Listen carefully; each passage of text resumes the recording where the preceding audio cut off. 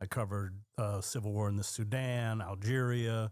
I covered the civil war in Yemen, even though I made the mistake of being on the losing side. But mostly war.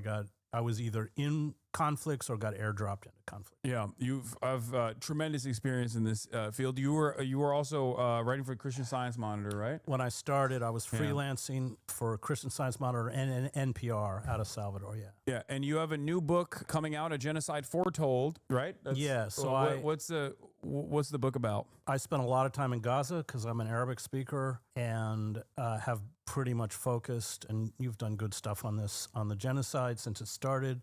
It's personal. I've lost a lot of friends. I mean, actually, most of them, we don't know what's happened to them. So you hear from them periodically, sporadically, and then you just stop hearing from them completely. And so it's a collection of, they're not essays. We just I've written so much since October 7th on it that we just formed it into a book to give the genocide some kind of context. That said, I just came back from Egypt a couple days ago.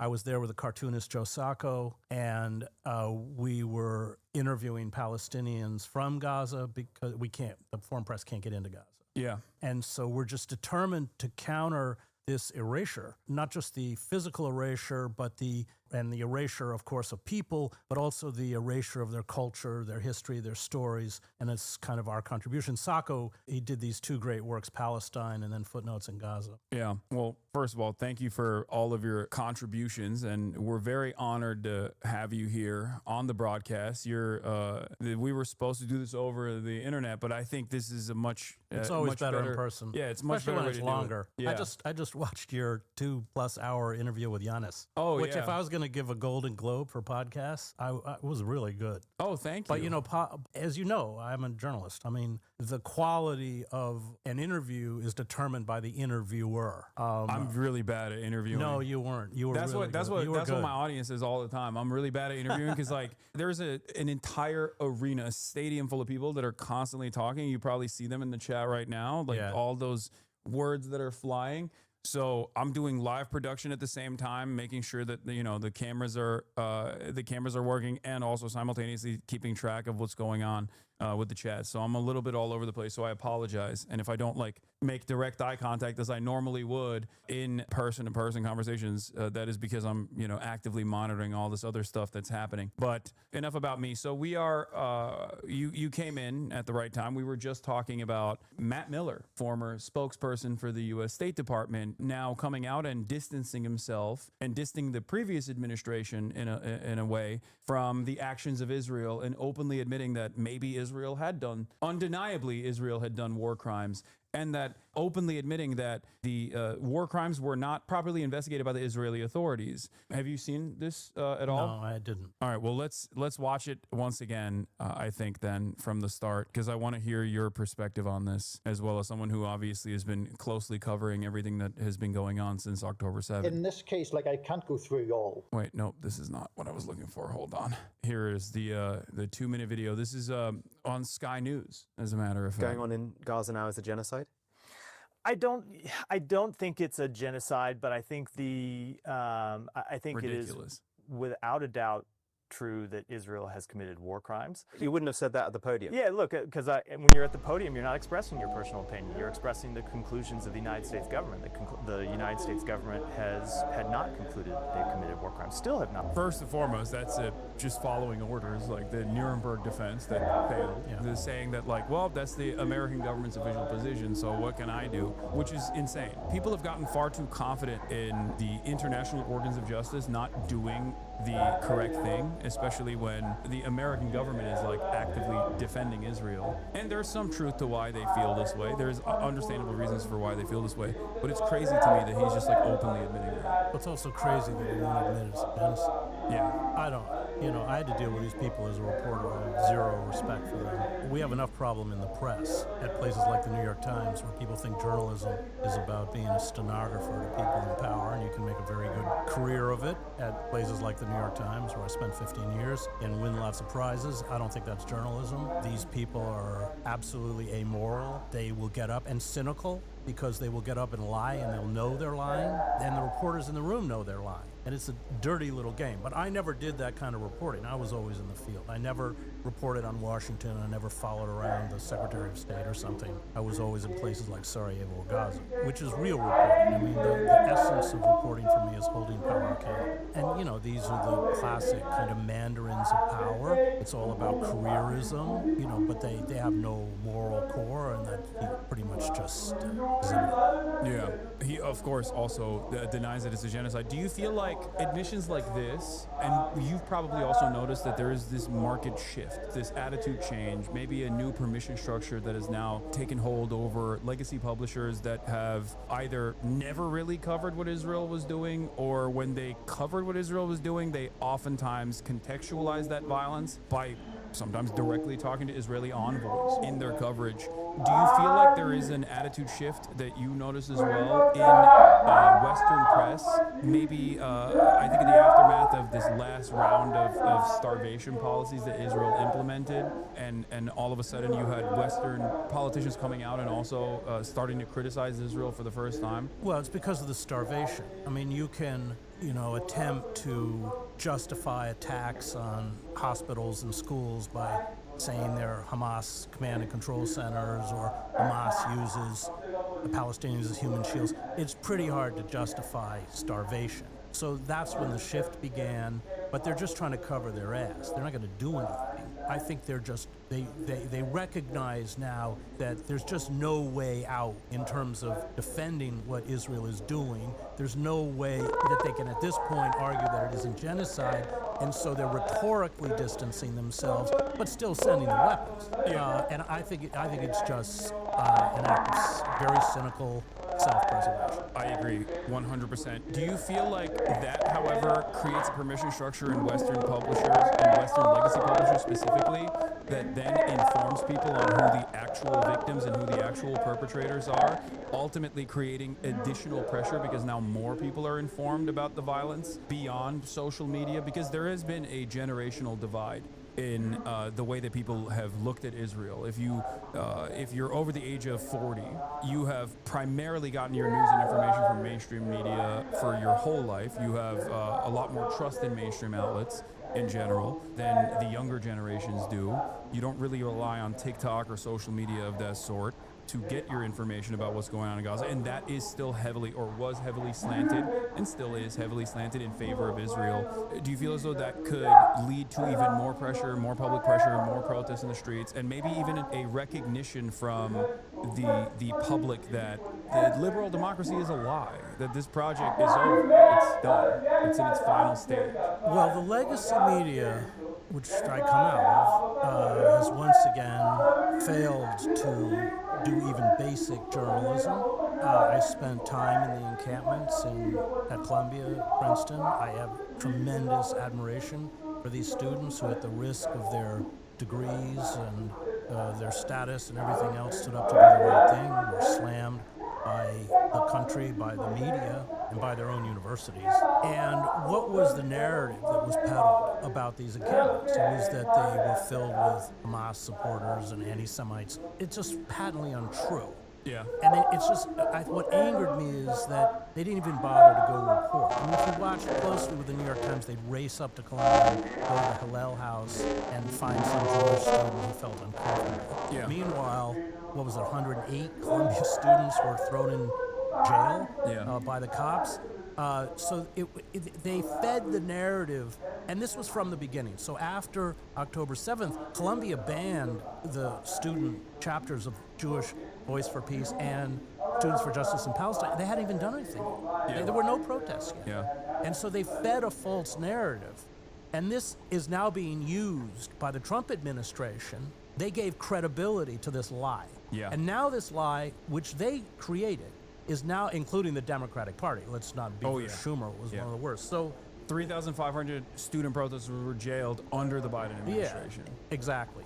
So, and they were self-flagellating themselves too. You know, you saw it with Claudia Gay and all these going before the Congress. And I watched it and I thought, you know, they're going to lynch you anyway. It was a complete misreading of power and a complete misreading of motive.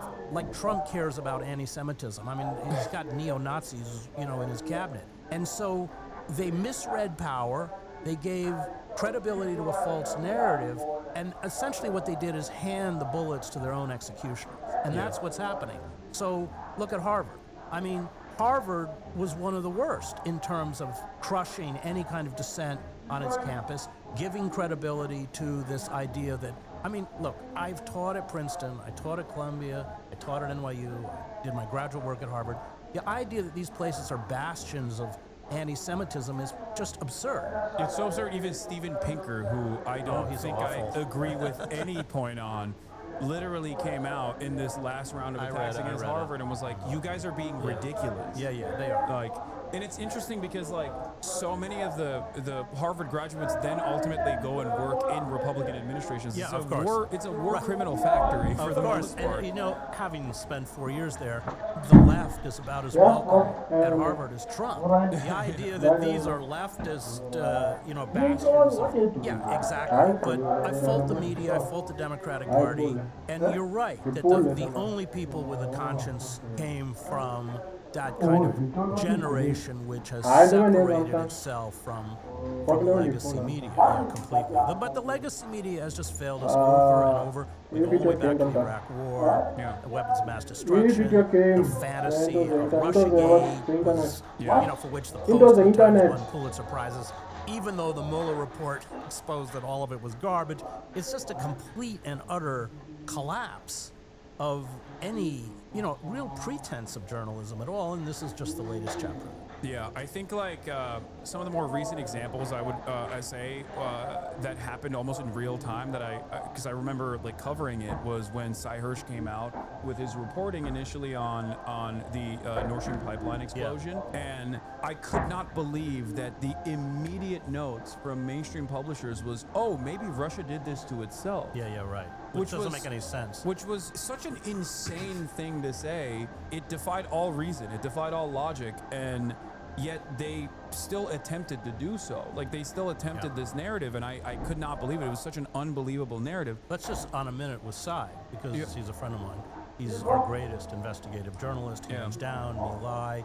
He's the one who exposed the images from Abu Ghraib.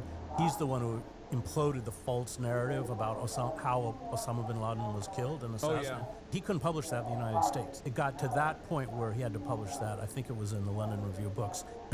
He's been completely blocked out. And the Nord Stream pipeline is he now just runs a Substack like I do because he can't. And he's the dean of investigative journalism. He's what we all aspire to be. Yeah. Speaking of like active suppression, I feel like everything that's unfolding right now was decades in the making. And it's not like those who are in these right-wing think tanks or just any think tank that is adjacent to the State Department was sheltering the public from their opinion on what must be done. You had Project 2025 and even Project Esther coming out of the Heritage Foundation. These are all detailed reports on how to undermine or how to manipulate public consciousness and utilize the Trump administration to basically finalize the unitary executive theory, but also simultaneously make America into a full-blown tyrannical dictatorship. And the reason why I'm talking about this specifically is because I think, just like you pointed out, Trump is not a defender of Jewish people. Like, I don't think he gives a about Jewish people. He cares about money. He cares about the Adelson family when Sheldon gave him, $100 million. And then this time around, Miriam gave another $100 million. All of a sudden, he's offering endless amounts of leeway to Israel in the identical ways in which the Biden administration did. But all of this suppression, all of this like combating anti-Semitism narratives, I think are a way to open up the floodgates of complete control and complete dominance over Americans, the way they think and the way they speak, in an effort to erode the First Amendment. Yeah, it's a total subterfuge to destroy the left and the liberal class. I don't really like liberals, and I've written a lot against them. But at least liberalism pays lip service to pluralism and inclusiveness. Yeah. So there's two things. One, any authoritarian state is about destroying any pluralistic narrative. There's only one narrative, which is the deification of the old white slaveholders who created America.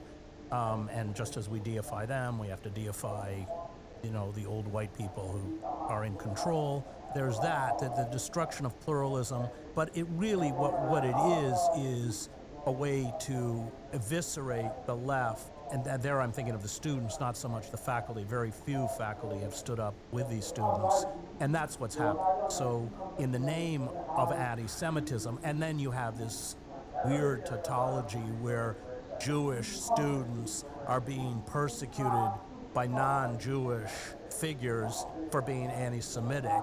Yeah, there is nothing more interesting than watching someone who is not Jewish, like Hawley, berate even Zionist Jews who are sitting in front of him in a congressional hearing. And these guys are from institutions that actively do work to suppress pro-Palestinian speech.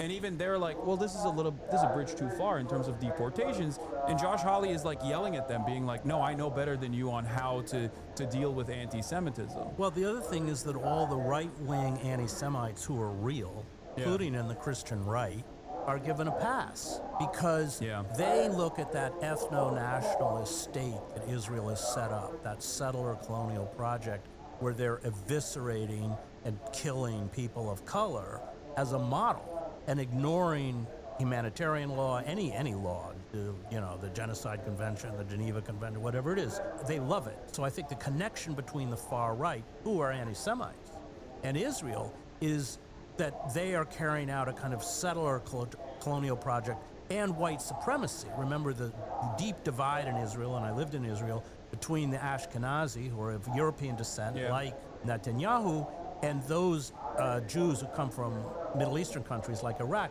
There's a huge social, cultural divide. Avi Shlaim wrote a very good book about it called Three Worlds, I think it's called. Anyway, it's very good. So that's the attraction of the far right to Israel. Yet at the same time, and I wrote a book on the Christian right about a decade ago called American Fascists, the Christian right in the war in America, they unequivocally blame Jews for killing Christ. Yeah.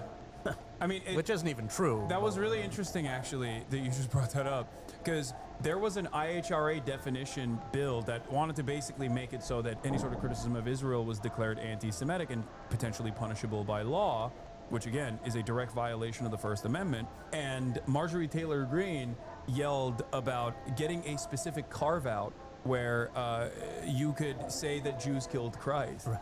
And that anti-Semitism combating bill inevitably ended up featuring this hilariously anti-Semitic canard in it, this anti-Semitic trope in the bill itself, tasked with combating anti-Semitism, on paper, and yet it gave an out to Christian fascists who wanted to say, Jews are still ultimately the enemy and they killed Christ. Well, you've seen Netanyahu making these alliances with Hagee, or Orban. I mean, these guys are openly just spewed one anti-Semitic trope after another. But this has nothing to do with anti-Semitism. It has to do with the rise of fascism. And you have in Israel, within the Zionist project, there has always been a strain of fascism, just as there has been a strain of fascism in the American project. Go back to the Ku Klux Klan in the 1920s, which mirrored the fascist movements in Europe. And the fascist movement in Israel comes out of Vladimir Jabotinsky, who Mussolini called, I'm quoting, a good fascist, who created his own kind of Jewish version of the brown shirts. This was picked up by the radical right-wing Rabbi Meir Kahane, who I covered and knew. Same thing with the JDL. So there's always been this strain, just as there has in American society. And unfortunately for us, for the Palestinians, and for the Israelis, these strains are ascendant. They've taken power. The way I see it is, well, one, I see Israel as simply an extension of America. By design, it's an extension as a settler colonial state for Western powers, all the way from its inception, all the way since the Balfour Declaration. But in its current formation, it's still used as a agent of espionage and of resource-rich region and unsinkable aircraft carrier, which is why there's been so many allowances for the Israeli state to even at times directly counter the CIA, which is why there are people within the CIA that don't like Israel for good reasons, and then there are obviously people who overpower the skeptical individuals within the CIA. But the reason why I'm mentioning this also is because I feel like people refuse to contend with that. And while Israel is an extension of America, Israel also is America's future. I feel as though a lot of our politicians are openly admiring the policies of censorship and the complete domination of an underclass, a permanent underclass that is the indigenous population. And they want to take some of those policies and bring it here, or policies that we already have in the books, they want to have closely resemble the Israeli fascist policies. Yeah, and Netanyahu, who's not stupid, says that. He says everybody thinks the future is liberal West. That's not the future. Yeah. The future is this kind of authoritarian, neo-fascist, whatever term you want to use. And unfortunately, I think he's probably right. Yeah. And you're exactly right that the admiration, because Israel just acts without restraint. I mean, I think it's Ronan Rise and Kill, you know, that book by Ronan Bergman, where he's about Israel's assassination program. He says Israel has assassinated more people than any other Western country. Yeah. And of course, in Gaza, targeted assassination occurs, you know, and it's not daily. It's not just Hamas. I knew many of the Hamas leaders, but it's like they're poets, they're writers, they're doctors. Yeah. Right? When I just came from Egypt interviewing Palestinians for this book I'm doing, and what was so chilling was, and I was interviewing doctors and journalists and others, was that the moment the journalist would go off the air and go to his house, a drone would appear and kill him. Yeah. Or the moment the doctor finished his shift or was on his way to Shifa, the drone would come and kill them. And when the drones would come, they would often take out just the apartment. So you have a 4 or 5 story building. Yeah. They would take out just the apartment where that doctor or that journalist lives. So there's no question. I mean, they've killed over 200 journalists. I don't know how many doctors. Of course, what they're doing, now we see it with the starvation, is they're decapitating civil society to create just chaos. Chaos, anarchy. They love it, the fact that, and I mean, this very cynical food stations they've set up in the South. Yeah, the Gaza Humanitarian Exactly. Foundation. The whole idea, look, I covered the war in El Salvador, or go back to Vietnam. That's classic counterinsurgency technique. You starve a population, you set up food stands. Remember, to get to these areas where they get food, they have to go through an armed corridor of U.S. contractors and Israeli soldiers. And it becomes a way to kind of bait, it's like baiting mice into a trap. Yeah. That's what they're doing. And what they're doing, there's a 9-mile border between Gaza and Egypt. And they're going to push all the Palestinians into these densely packed concentration camps. And they're not, by the way, they're not getting anywhere near enough food. It's just a lure. It's not like they're actually feeding anybody. Plus, all the food's dry, and nobody has any cooking oil. Nobody has any water. Nobody has any. And I think, this is speculation, but you reach a point where that cauldron of misery just is. It's already horrible. But then there are parts of that border that's just a fence. You just breach it, but it's clear that the intent is to depopulate all of Gaza. They've already have achieved much of that in the north. Yeah. But they want all of it to be gone, and then they're going to turn on the West Bank, and they'll get away with it. The only impediment to stop them is the United States, because they've depleted long ago their weapons stocks. I don't see it. Those of us who cover it are, we're really black. We're really pessimistic. And the rest of the world just watches it. Do you feel as though this marked, notable shift in attitude, turning Israel into a pariah state, at least in the eyes of the Western world, which is basically the last bastion of defense of Israel? Because popular consciousness in the global South has always seen the truth about Israel being a settler colonial apparatus for Western superpowers. But now you have, at least in my experience, I've been an advocate for Palestinian emancipation for a decade plus in my professional media career, and I've never seen this level of animosity, anger, and resentment correctly applied to Israel from regular people, right? From everyday, the average people that don't pay too close attention to what's going on in the news at all. Do you feel like that creates a pressure valve, as it did in Europe, for European leaders to try and, at least aesthetically, try to sever their ties from Israel while they're still simultaneously, of course, sending weapons to Israel? But, do you feel like there is a point where the dam might break? Or do you think that this level of suppression will ultimately be successful? Because it seems to me like they're right now recognizing that there's no way to reverse the way that people feel about Israel. It's just continue to have this Democratic Party doesn't function as a political party. the base doesn't count. Was it 77% of registered Democrats wanted a ceasefire, arms embargo on Israel? They don't care what we. I mean, we've undergone a corporate coup d'etat, and it's over. And, what was that poll a few years ago? On just basic issue, holding big banks accountable, Medicare for. I mean, these all have majoritarian support. It doesn't matter. I mean, something as basic as Joe Biden being seen on was seen by Americans who don't pay close attention to the news. 75% of all Americans wanted Joe Biden not to run in 2022. Yeah. And now you have the likes of Jake Tapper running selling his book, like running this propaganda tour, saying like, oh, I was one of the brave ones to actually call this out. How could we have been duped? It's like no one was duped. Yeah.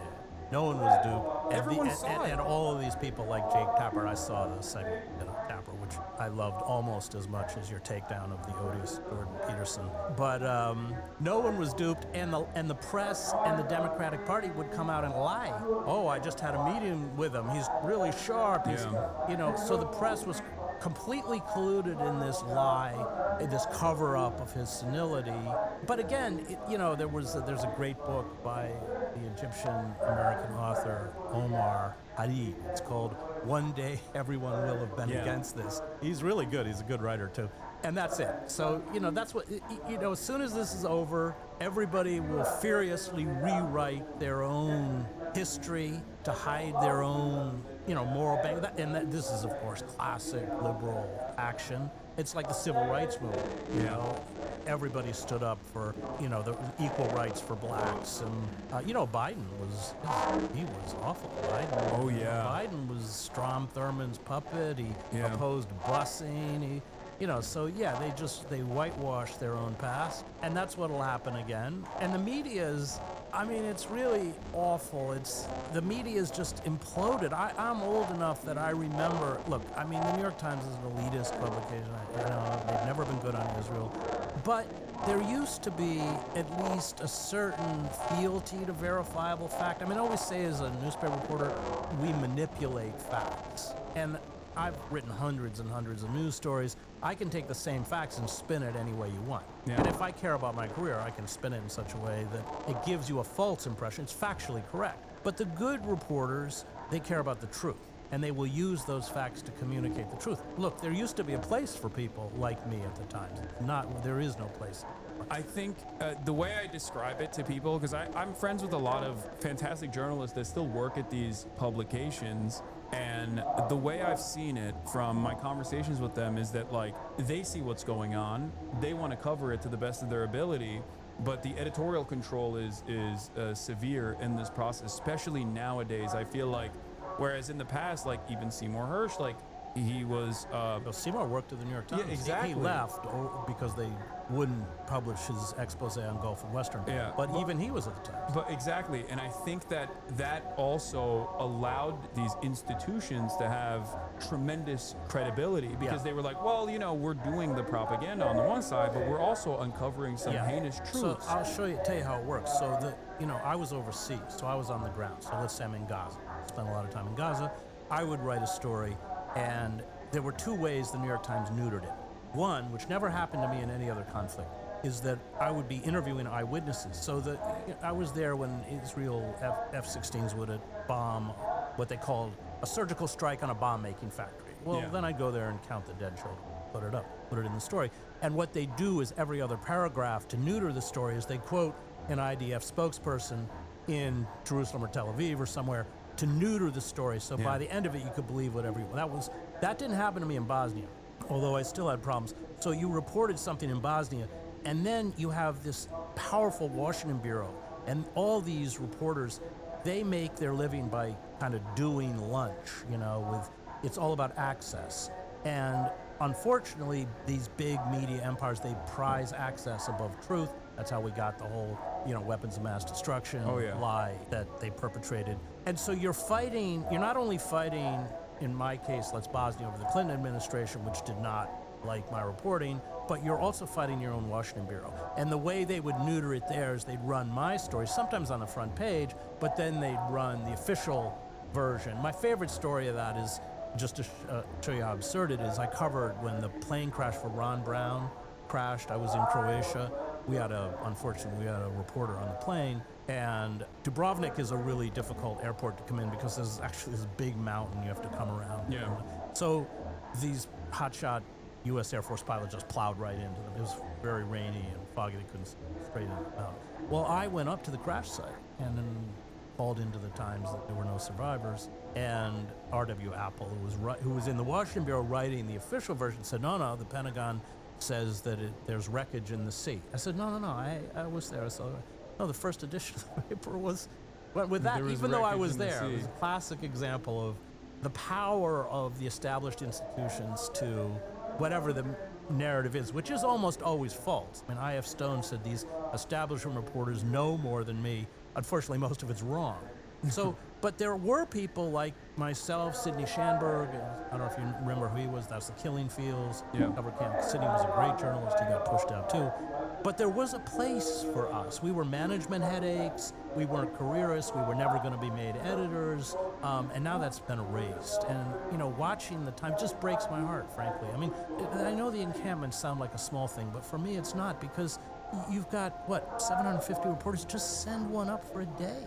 Yeah. I mean, on those encampments, on Friday nights, this was true at Columbia, it was true at Princeton, they would lay down a tarp, the Muslim students would say their prayers, and the Jewish students would have Shabbat on the same tarp. Yeah. That's the kind of world we want to create. Yeah, I actually did go to the encampments at UCLA and covered them extensively and we had a couple other people in my community that are also routinely at the encampments. It was actually shocking because I've covered protests and I've been a participant in protests. I've spoken at rallies, and I had actually never seen such tremendous messaging discipline from these students that were so incredibly organized against all odds, and they were fantastic. So I could not believe what my direct reporting was as opposed to how the LA Times would cover it. And they were met with so much resistance from both the administration and so much resistance from the police force, and of course counter protesters that were not from the school that were there and caused physical harm. Well, attack them while the cops stood by and watched. Exactly. And it was shocking to recognize that. But I guess being 33, my assessment, I didn't grow up in an environment. I lived in the weapons of mass destruction environment. So my assessment always is that, yeah, of course they're going to lie about certain things. And that's a part of what I try to do is explain to my audience, hold their hand through the process of looking at media coverage, always explaining to them that there is going to be instances of omission, and try to bake in media literacy, force feed media literacy in that coverage, even though I still, of course, rely on mainstream reporting for that because no one else has access I mean, so let's be clear, the lie of omission is still a lie. Yeah. And that's very effectively. Yeah, I mean, it's just another abject failure. And, in a way, these legacy media outlets are just committing suicide, I think, by doing this. Yeah. I mean, who watches MSNBC or CNN? And also, let's be clear, these people are journalists. I mean, people like Jake Tapper, what's her name, Rachel Maddow. Yeah. I mean, what does she make, $10 million a year? I can assure you no real reporter makes $10 million. Yeah. They're, celebrities. It's collapsing, yet at the same time, those who are struggling to hold on to any kind of honesty or moral probity or truth are being marginalized. I mean, you've been attacked, I've been attacked. Yeah. And then we get into all the algorithms. Because the legacy media, it's like Israel, because the legacy media really doesn't have an argument to cover their own complicity in their own lies. They're trying to shut down those people. There's always been that battle in American journalism. I mean, I think that the alternative media was a force. I'm thinking of Ramparts and Village Voice and Mother Jones before it became a piece of shit. And all of these publications, The Nation before it decided to sign on for the Democratic Party project, but all of these publications, they forced the legacy media to do their job. Because like COINTELPRO, I mean, that was broken, I think by Ramparts, but it comes out of the alternative media, like Julian Assange. Let's take Julian, who's a friend of mine, very good friend of mine, and who for 14 years, I mean, I went to London, covered all his court cases, who I think is the greatest journalist of our generation, hands down. When Julian, when the WikiLeaks, the Iraqi war logs, and everything came out, you had the legacy publications, El País, The Guardian, Der Spiegel, I think, or I don't remember, the New York Times. They all published it. Why? Because if they didn't, they would have been exposed for who they were. But what you saw is as soon as they were published, they set out to destroy Julian. Because they never, I come out of these, they hated Julian for what he had done. And the media, including The Guardian, or Bill Keller, who was my executive editor at the New York Times, he was actually my foreign editor. I mean, it was vicious. And it was vicious because he ripped back the veil on the inner workings of empire and showed it. And these people are tools of empire, propagandists for empire. Yeah, no, absolutely. I think what you're saying is something that I'm like, obviously nothing I do is even remotely comparable to the sacrifice of the likes of Julian Assange, of course. But I see this in a smaller, like in a microcosm, in a much smaller capacity with my coverage as well, where you have someone who works for the Israeli state, the ADL, I call them the Apartheid Defense League. I saw this. Jonathan Greenblatt, after any kind of like violence occurs, he will rush to CNN, and today he did it with Fox News to immediately say it's Hassan Piker. I saw it. We have to deplatform him. But he's blaming you for the assassination of the two. And he's also blaming me now for the Aurora, Colorado thing, where this guy tried to throw Molotov cocktails at like people that were doing a pro-Israel march for releasing the hostages. It's crazy because on the one hand, they're giving a lot of allowance to Jonathan Greenblatt to say certain things, but on the other hand, they also not Aurora, Boulder, Colorado. I apologize. But also on the other hand, there is this noted shift in tone where these headlines are no longer applying passive voice to the violence that the Israeli occupying force is subjecting Palestinians to. So there is this attitude shift, but they're still holding on to like the people that have been correctly reporting on all of the atrocities, where they're trying to single the people like myself out and say, no, these guys are bad. And I don't know where this goes in terms of like the active deplatforming initiatives, because whether I'm deplatformed or not is not going to change the dynamic, because at the end of the day, people still see the dead children. They still see Israel's unlimited violence and starvation campaign on the Palestinian population. And I feel like the toothpaste is out of the tube at this point. There's no way to put it back in. Yeah, but they're desperate. I mean, it's their desperation, and they don't have an answer now. And so what they're doing, and it's very crude, is just trying to censor anyone with a significant media platform like yourself. So I was very outspoken against the call to invade Iraq. I came out of the Middle East. I spent a lot of time in Iraq. Yeah. I knew that Iraq had nothing to do with 9/11. And I was eventually booed off of a commencement stage, and then I was issued a formal written reprimand by the New York Times for quote-unquote impugning the impartiality of the New York Times. And then, so under guild rules, you give the employee the reprimand, and then if they violate it again, they're fired. I left the paper after that. But what was interesting was the assaults that were, and I was lynched by right-wing media, and same as you've been here, but many of the people who lent credibility to that assault were liberals, George Packer or Michael, all these kinds of figures. And that's what the liberal class does. Chomsky writes about this really well. He said they set the limits by which you can never question the virtue of the state. You can question its excesses, but you can't question its virtue. And then what happened after the war and everything when it all went bad is that the people who were right were not resurrected. Yeah. It's the people who were wrong. People like Thomas Friedman, all these figures. But it wasn't a mistake, because these people, their job is to serve the centers of power. Yes. And now they're desperate. You're right. I mean, I think it's incontrovertible that there's genocide. I mean, you really can't make that argument anymore. Yeah. And so they're going after people like you. And I saw that. It was really sleazy and awful. And but they're sleazy and awful. I mean, I've fought the Zionist lobby for decades. Yeah. I mean, it's a very pervasive network of influence, and it has a lot of institutional control even to this day.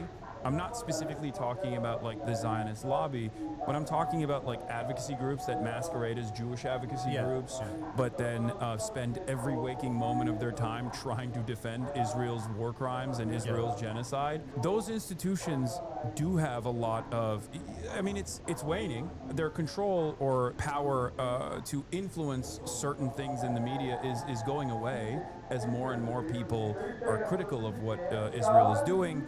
And then there comes the dual motive that mainstream press has, because like if their goal is to propagandize, they have to still have some veneer of credibility. And if they propagandize too hard, then they lose all of that credibility as the public attitude shifts, and then they can no longer propagandize, right? So that's the reason why you see this like attitude shift a little bit. That's the reason why you see like 5-6 months after Haaretz covers some horrifying atrocity, the New York Times will make a brief admission of it or a brief note of it after they bury the lead, like the Sdei Taman rape riots that took place in Israel. They will cover it so that it's in the paper of record, but they'll bury it. That's exactly right. They bury it, or, you know, like, I don't know if you know the Steve Donziger case where he of got course. this. Okay, so this amazing lawyer who won this, what is it, $30 billion, I can't remember how much it was, settlement for the indigenous of Ecuador whose lands have been poisoned by Chevron. Well, the New York Times technically covered it, but they were like 600-word stories, completely neutral and buried. That's right. That's exactly how it works. And barely a blip on his unjustifiable detention. Oh, it was outrageous. He was under house arrest. Or the fact that it was a civil court that was it was doing something so unceremonious. Well, they turned it over to this crazy judge, but also they hired, I can't remember the exact details, but it was like they passed it to a judge or lawyers who worked for Chevron. I mean, it was so dirty. But yeah, they never covered that, ever. They never touched it. It's really, really frustrating to see. I ultimately don't care, the suppression and all of this. Like, I don't take the platform that I have for granted. I never thought that I would reach this level, like this many people at once with my coverage, especially with my position that is antagonistic towards the American state, and for very good reason, I think. But having said that, I keep stressing over and over again that, like, even if they were to deplatform me from Twitch, if they were able to, successfully pressure Amazon or, I don't know, pull me in front of Congress or something and try to, like, pin me down for anti-Semitism despite my advocacy for years against anti-Semitism and my consistent decoupling of Zionism and Judaism, or the crimes of Israel and Jews in the West. The truth is out there. And I feel like there's something that I worry about with respect to like some of the most prominent voices now that are critical of Israel. A lot of them are, especially right-wing content creators, like a lot of them are anti-Semitic. Yeah. And they do not shy away from openly stating anti-Semitic things. And it's always been interesting to me that the ADL spends more time coming after someone like myself who is anti-Zionist and also against anti-Semitism, rather than someone with a much higher profile like Candace Owens, or even the likes of, Dan Bilzerian and many of these other people who are actively marrying anti-Semitism and anti-Zionism. Well, they love those people. Yeah. Because that equates, they will, because of, exactly right, because they are anti-Semites, that allows Zionists to couple criticism of Israel or criticism of the genocide with anti-Semitism, because they are anti-Semites. Yeah. You don't offer them that opportunity, so therefore you must be silent. Yeah. And I think that's the reason why I'm saying, like, they actively will go after people who aren't anti-Semitic, because they see people who aren't anti-Semitic as like playing a very dangerous role. That's right. Of de-radicalizing like young American Jews and moving them away from the Zionist project. And I think that's why that is a significantly more dangerous proposition for them, because you can always point to Candace Owens and be like, well, she's anti-Semitic, that's why she hates Israel. Yeah. Well, they are. Yeah. So, okay, so there's that. But you don't think that the attitude shift is going to create more pressure upon the American government? Well, the attitude shift among the population, especially among the younger, that's already taken place. I wouldn't call the kind of statements by Starmer or Macron or others an attitude shift. Like, it's not, they've known what's been going on for months. Of course. They're very well aware of what Starmer flew to Cyprus to celebrate the RAF, the Royal Air Force doing missions. I think 500, 600 missions. Yeah, and they're flying all the military material from Cyprus by helicopter. That's Yeah. where that's a staging area, Yeah. which declassified exposed Matt Kennard. So no, as I said earlier, I think these people are trying to distance themselves rhetorically because it's now just impossible to deny what Israel is doing while at the same time keeping the pipeline. Yeah.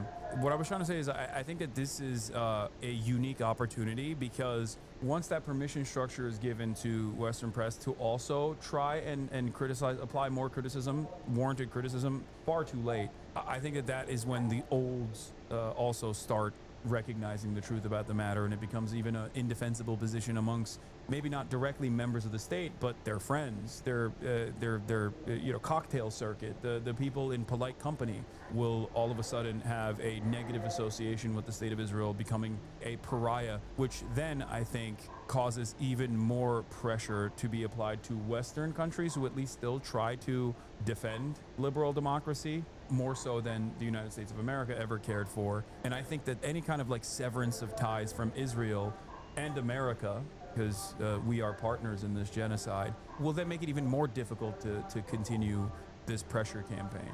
That's what I think. I don't know if it'll happen. I don't know if this will actually change the trajectory of American foreign policy. They seem very firmly committed, but I still hope that eventually it will make it so that this is unsustainable for even the American political class. Yeah, the problem, Hassan, is that we're just weeks away now. If the blockage of food is not lifted, the orchestrated starvation, which already, we have 500,000 Palestinians who are now at risk of starvation. We're really so close, and Israel knows it. And I think that what you say is true, and I think Israel also understands that that's true, and therefore this is their window of opportunity, and they're going to use it. So, Israel and the United States are already pariah. Completely. Look at the votes in the UN. What can we get to support it? Can they get 10 countries to support them or something? We're already pariah countries. Yeah. And in the long term, as generations shift, the attitudes will shift. I think that's right. But I think my fear is that we have such little time left to stop what's happening. Okay. It's devastating, but it's true. Yeah. Even in this last moment, they are, again, using the delivery of aid as a way to further starve the Palestinian population, trap them. Well, it's what we did with strategic hamlets. It's the same. You destroy all the rice paddies, and the only way you can eat is to go to these armed, in essence, ringed, armed enclaves, which were totally controlled by the U.S. military, the South Vietnamese. That's the way you eat food. But here, they're not even making a pretense of giving anywhere near enough food for, some 2 million Palestinians who are there.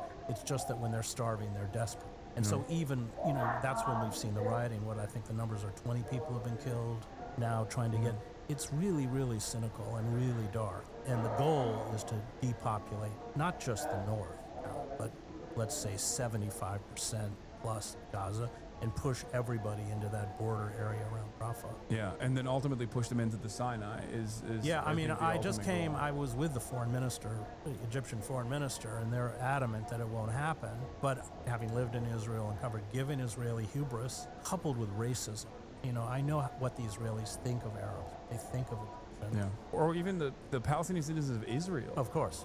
Yeah. Of course. So I was just with, I don't know if you know Pankaj Mishra, he's an amazing Indian intellectual. He wrote a very good book called The World After Gaza. He also wrote another great book called The Age of Anger. But I just had dinner with him in London on the way back. And he's in agreement that we're guessing, but this is where Israel's going. And so despite Egypt's protestations that this will never happen and it's unacceptable, they just may do it. There is also a flotilla Yes, that is I know. making its way right now to go through the Israeli naval blockade to directly deliver aid to the Palestinian population. And there are Irish actors like I believe his name is Liam Cunningham, if I'm not mistaken, Greta Thunberg, and numerous other people that are involved in this, and you have, well, I mean, obviously you're familiar with Mavi Marmara. Yeah, of course. But you have the likes of Lindsey Graham basically saying, like, I hope Israel shoots Well, this, they will. Don't worry. I mean, this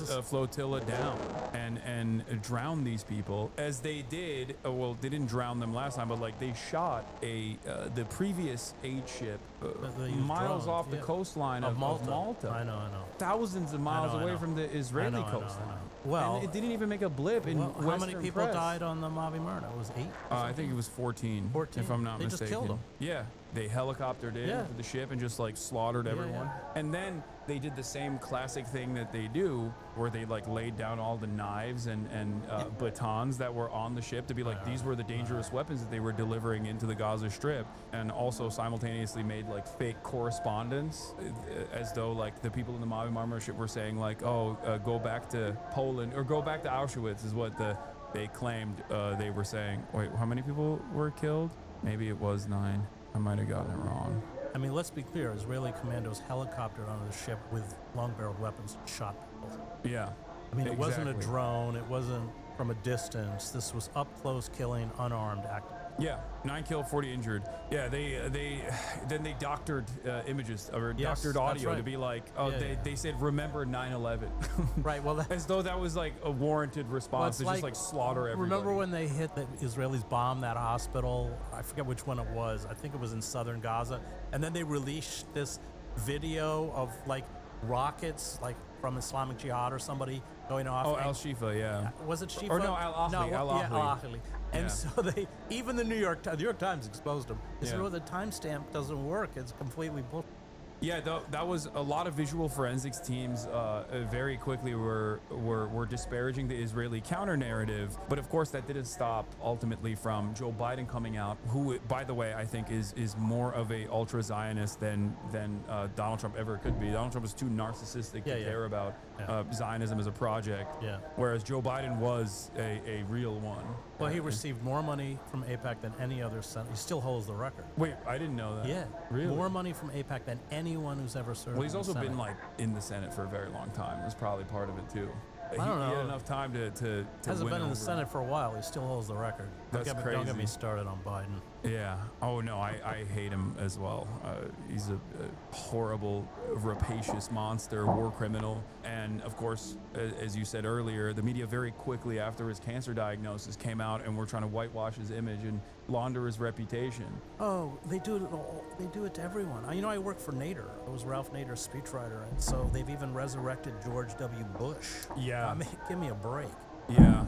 That is horrifying to watch unfold, but it works. It works. That's what I'm saying. Like, a lot of old people still look at that and go, I think mainstream media knows how to tug at the collective consciousness and the heartstrings of the American population by like leaning into certain narratives that. Well, because it's all personalized. That So were- yeah. Isn't it nice that he likes Michelle Obama? Yeah. And so what they do is create, it's all personality or everybody's a celebrity now. I mean, politicians are just celebrities. And what it does is it fosters historical amnesia. So you have Biden running. Biden, who opposed abortion, who called for the invasion of Iraq 5 years before we invaded, who was Strom Thurmond's puppet in the Senate, as I mentioned. And eulogized them like years after he had fallen out of favor. Like he was no Opposed longer busing. I mean, Yeah. just endless. Supported. architect of the crime bill. The omnibus crime bill. Yeah. 3 strikes, you're out. Huge expansion of death penalty crimes, which went from roughly in the single digits to over 50 under Biden. This was all when Clinton and Biden were transforming the Democratic Party into the Republican Party in the name of law and order. But when he ran, it's, they're very good at decontextualizing these figures, erasing their past. They're good at manipulating how we feel about these figures. It's completely Yeah. a false narrative, and the media is completely complicit. Absolutely. I agree. I warned about the dangers of completely losing any sort of professionalism or any sort of like the remaining shred of credibility that mainstream institutions have. Because at the end of the day, like, how many reporters does the New York Times hire? What, like 7,000? No, they have the New York Times. Well, when I worked there, they had about 1,500 roughly people. It's probably less now, but about 750 reporters. Oh, okay. Well, maybe I'm wrong about this, but I feel like there's New York Times. They don't have 7,000 reporters. That's New York for sure. Times, Unless how you're many? counting like freelance. Yeah, they might. Yeah, I think it's like with the freelancers. Okay, it's 1,700. Okay. Yeah, but that counts editors. Yeah. Journalists, see, you only have about 750 reporters. the point I was gonna make is like, regardless of how many they have, it's like this is immensely valuable. Like that's not. I know. There's no independent outlet that can make up for this lack of coverage. So when nobody trusts the New York Times because they just keep using the remaining shred of credibility they have to propagandize for positions that like the average dumb guy can even understand is wrong, all of a sudden it's over. Like there is no unifying credible institution that is going to cover things truthfully, even by accident. Well, the problem is the alternative media doesn't have the resources to hire a reporter. Yeah. So, I mean, what you do is great, and you may go out and do periodic reporting, but the internet, because it used to be that you needed these news organizations to connect sellers with buyers. Now, with the internet and all of our personal profiles are, well established within the system, they don't need that intermediary. And that's that first classified advertising, that was 40%, that went. But then this went. And that's what scares me. And I talk to these kids in journalism schools, great, but there's almost no place for them to go. Yeah. And if they go to the New York Times, it's hard to get a job at the Times, and it's a very careerist-oriented institution. And so there aren't rules written on the walls, but you know what's going to get you in trouble and what isn't. You want to advance your own career. If you really, truly care about reporting, you are going to clash with the institution, and there's just a really small number of people who are willing to do that. Yeah. And that's what scares me. And where do these great, honest reporters, Cy Hirsch, he started as a freelance reporter. I mean, freelance investigative journalist. Where do they go now? That's what's... Yeah. They can do stuff in alternative media, but it's not the same in terms of like its broad coverage. The most, as you acknowledged earlier, the most that we can do in the independent media sphere is basically try to expose as many truths as possible, and then maybe with the additional public pressure, get institutions like the New York Times to start leaning in the direction of the truth so that they don't lose every aspect of their legitimacy. I think, having worked there, it's a Byzantine organization. They're completely self-referential. In fact, with the decline in advertising revenue, they've become even more cautious about what they will take on because they're terrified of losing. They run their own advertising. They run their own advertising company, an offshoot of the Times. I forget what it's called, T something. Well, their biggest client, Chevron, which is precisely why they weren't going to cover Donzo. Yeah. The Times has always focused, and these are their numbers, that 30 million upper class or upper middle class, that's always been their target. The rest of the country can go to hell. That's why they don't cover New York. That's why they don't cover poor people. That's why they don't cover labor. That's why all of their sections are about the difficulty of maintaining the second house in the Hamptons, who has a second house in the Hamptons. That is their primary focus. That is where they make their money from. And it's interesting that as they shifted to digital subscribers, so they had a huge uptick in digital subscriptions after the first election of Trump. And digital subscribers are much more fickle than people who got the old paper copy. Yeah. They're fickle in the sense that they'll cancel the subscription and they pay less.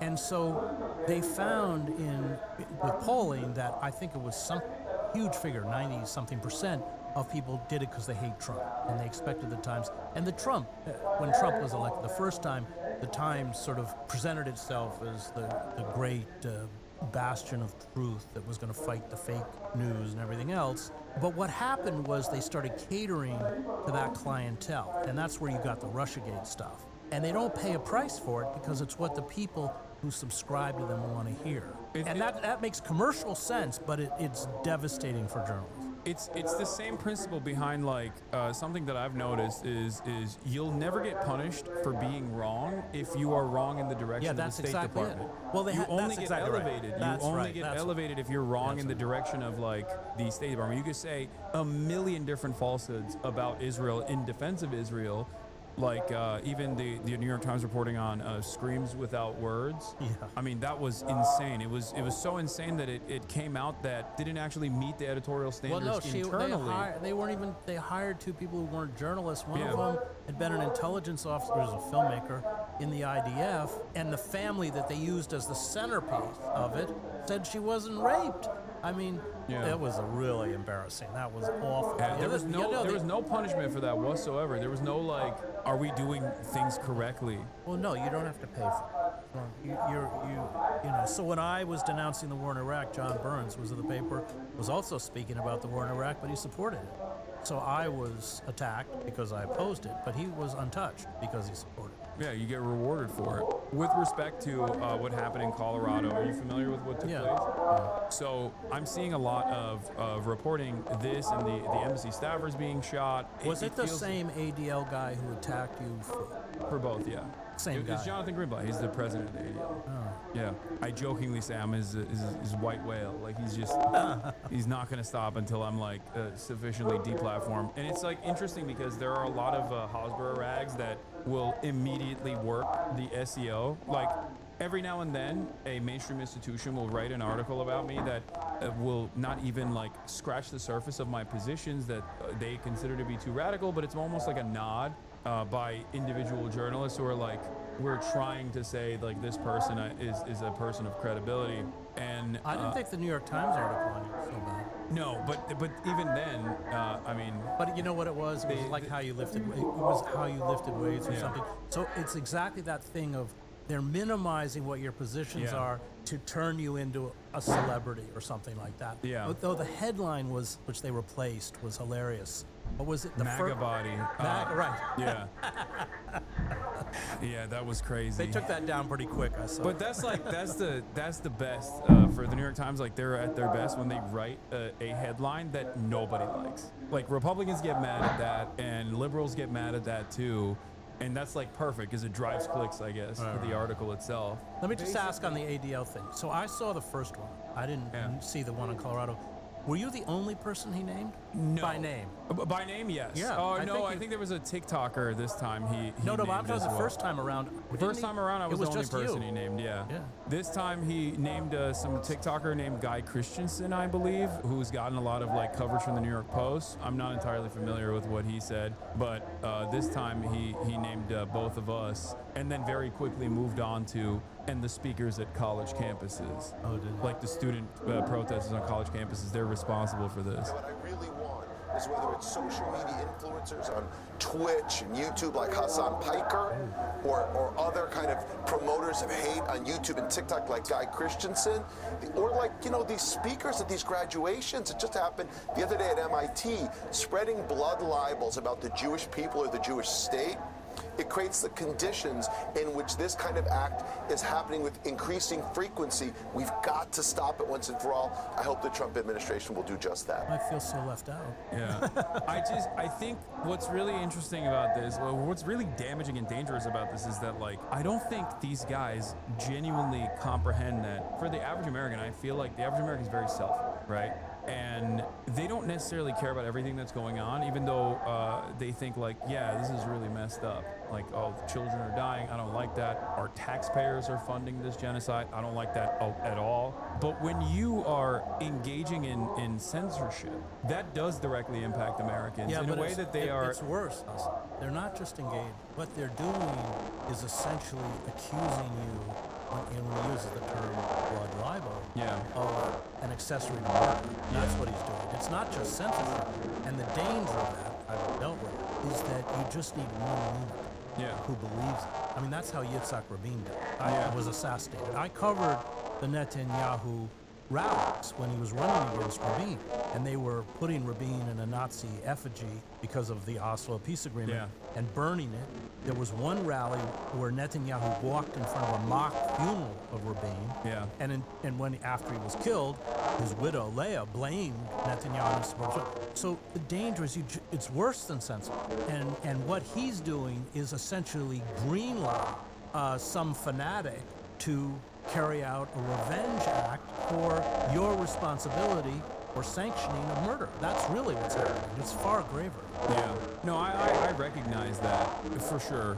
You know, it is what it is. There's not really much I can do about it. But what I was going to say is that the other side of this is that for the average person that sees this kind of stuff, and the consistent association from people who are, you know, in charge of powerful institutions that are tasked with combating anti-Semitism on paper, this conflation between Israel and Jews and the simultaneous like invocation of blood libel doesn't actually cause people to take a breath as it did once in the past and go, oh wow, I don't want to be anti-Semitic or problematic here.